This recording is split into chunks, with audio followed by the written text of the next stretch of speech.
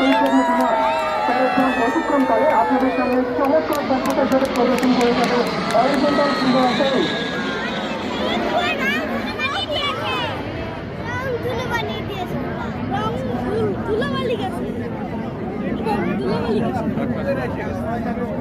দর্শক মন্ডলী, আপনারা দেখতে পাচ্ছেন রুমসে অত্যাধুনিক জিপিএস সিস্টেম, রেডার ডিসপ্লে এবং মাল্টি ফাংশনাল ডিসপ্লে।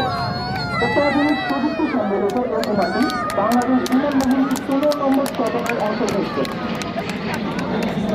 1000 কেজিরও বেশি যুদ্ধাস্ত্র বহনে সক্ষম এই বিমানটি দুটি PL-5 ইকো মিসাইল বহন করতে সক্ষম।